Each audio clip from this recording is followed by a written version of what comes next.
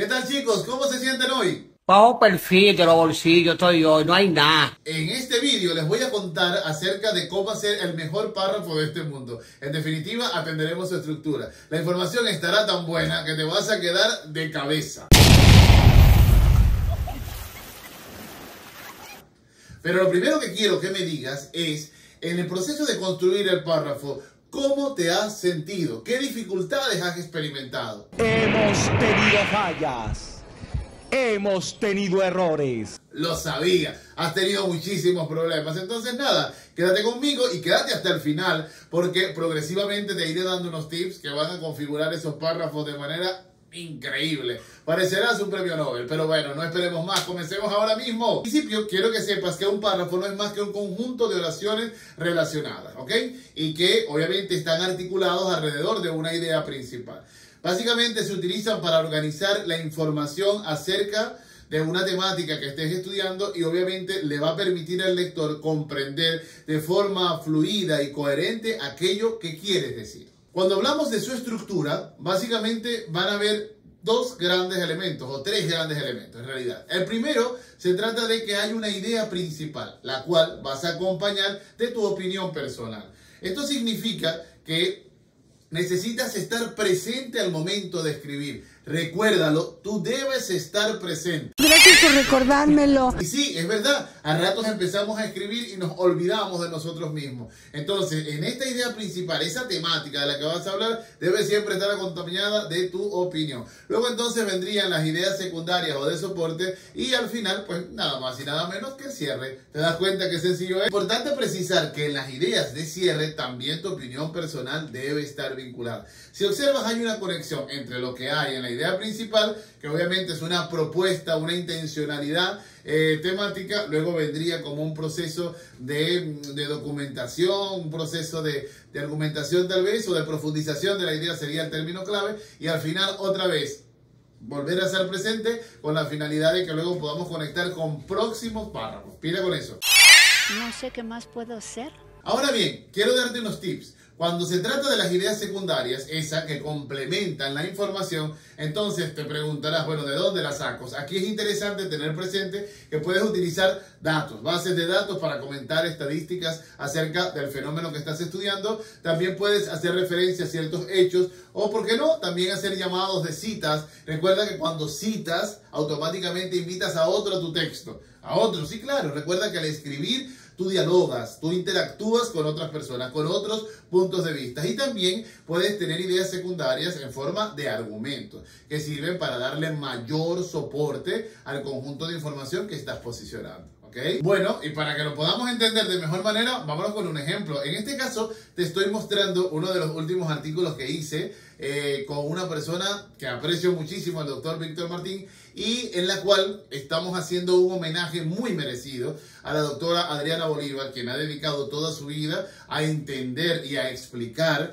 cómo se transforma el mundo a partir del discurso. O dicho de un modo menos atormentado, menos alborotado, sería un poco la participación de ese discurso interaccional y crítico en la configuración del mundo. Entonces, este artículo gira en torno justamente a su propuesta teórica. Y lo he tomado como referencia porque es un artículo que a mí me emociona muchísimo. Así que quédate hasta el final para contarte cómo lo configuramos.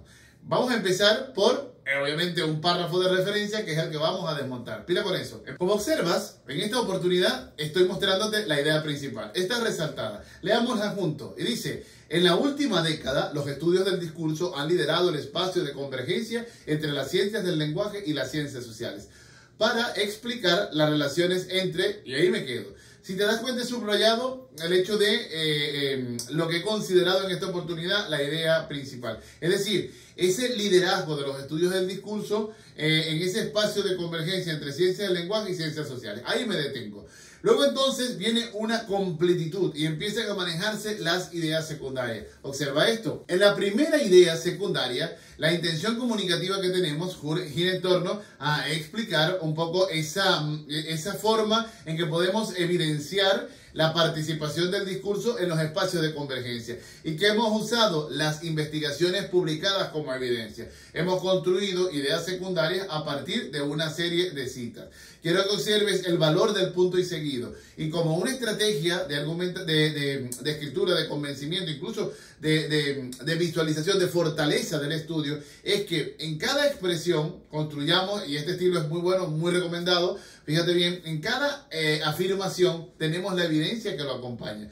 Si retomamos el texto, entonces diríamos: en las últimas décadas, los estudios del discurso han liderado el espacio de convergencia entre las ciencias del lenguaje y las ciencias sociales. Esta sería la idea principal. Vamos con la primera secundaria, para explicar las relaciones entre discurso y poder, y aludimos a las investigaciones de Fairclough y Van Dyck sobre discurso y poder. Luego, sobre discurso y política, en este caso Bolívar, sobre discurso y racismo, y ahí estaría la evidencia. Luego, xenofobia, también un trabajo que he hecho con la doctora Diana, que me ha encantado porque es sobre memes y xenofobia. Luego sobre migración, luego sobre resistencia. Y en cada afirmación estarían las citas que le dan soporte. Es decir, aprovecho para contarte que cuando hagas un párrafo para un artículo, para un trabajo de investigación, nunca firmes sin evidencia, porque el lector siempre puede apelar a la duda y poner en jaque aquello que intentas decirle. Entonces, nada, para no perdernos el tema, aquí tenemos una de las ideas secundarias que, basado en citas, le va a dar mucho soporte al texto y ofrece la posibilidad de que haya continuidad escritural. Fíjate que no hay saltos, está muy bien amalgamado, muy bien elaborado. Ojo, no porque lo hayamos escrito nosotros, sino porque justamente es el ejemplo perfecto para demostrarte que cuando hilas bien, el texto se trama de una manera increíble y provoca continuar leyéndolo, ¿ok? Veamos la próxima idea. En esta idea, observa que hay un puntico y seguido y vamos a reposicionar digamos, la hilaridad conceptual, el sentido del párrafo. En este rato la idea nos indica que nos vamos a ubicar en esta investigación, nos vamos a situar. Por eso digo, en la presente investigación, una comita aquí, se coincide con los planteamientos de Bolívar. Fíjate que esta cita es una cita no integrada, integrada porque el autor forma parte del texto, funciona como un sujeto de oración. Entonces, decíamos, nos coincidimos con los planteamientos de Bolívar referente a que el discurso es interacción, es diálogo, es cambio y es evaluación. ¿Qué estamos haciendo? ¿Cuál es la idea? Otra vez, citamos, en este caso, a Bolívar y orientamos su posicionamiento en relación a lo que es discurso, es decir, el punto de vista que la autora tiene al momento de conceptualizar el discurso. Esto va muy bien. Y en este caso hemos llegado a la idea de cierre, en la cual concluimos, agarramos, apretamos el proceso. Y fíjate cómo dice, por tanto, es como hacer un posicionamiento, una especie de asumir postura. Es decir, de acuerdo a lo que hemos dicho, entonces, y aquí viene nuestra participación y decimos, por tanto, se considera, ese se que he utilizado allí, es para hablar de mí, ¿no? De la posición que yo como autor estoy tomando. Entonces digo, por lo tanto, se considera que el discurso tiene, y aquí vamos asumiendo posición. ¿Quién lo considera? Pues el que escribe. En este caso, el discurso tiene un estatuto epistémico que demanda una profunda reflexión para comprender cómo a partir de él y ya lo demás lo puedes leer. Si te das cuenta, en esta estructura, ¿ok? Hemos precisado acerca de ese rol que tiene el discurso en los espacios de convergencia de aquellos estudios que inicialmente hablamos. Entonces, si tuviésemos que hacer una especie de radiografía constitutiva del párrafo, nos quedaría de esta manera. Hay una idea principal más la opción personal que sería la entrada. En esta oportunidad es que los discursos han liderado el espacio de convergencia entre ciencias del lenguaje y ciencias sociales. Luego tendríamos dos ideas centrales en cuanto a ideas secundarias. En principio, dar cuenta de la versatilidad, de la variedad de estudios que se han hecho alrededor con discurso para un poco explicar la dinámica de la interacción social y, por supuesto, cómo se asume el discurso en esta investigación. Y finalmente, en la idea de cierre, estamos posicionando el discurso, ¿ok? Con su valor epistémico y con base en ello justificaríamos la necesidad de estudiarlo. A mí me parece que es un párrafo que está muy bien amalgamado. Como te has podido dar cuenta, el hecho de configurar un párrafo se las trae. No se trata solo de decir, sino de organizar las ideas que vas a decir. Es verdad que muchas veces te sientas a la compu y empiezas a teclear ahí como loco, como loca, porque necesitas apurarte en el proceso. Y ahí técnicamente te saboteas. ¿Por qué? Porque es que al configurar un párrafo es como ir construyendo una tela. necesitas tener claridad sobre los hilos, en este caso las ideas que vas a ir articulando. Ellas deben estar cohesionadas, porque si no el lector se pierde. No puedes empezar hablando de una cosa y terminando con otra. No puedes traer ideas secundarias que en nada aportan al texto. No puedes ir abriendo brechas y brechas y brechas y brechas en un mismo párrafo, porque intentas decir mucho y no dices nada.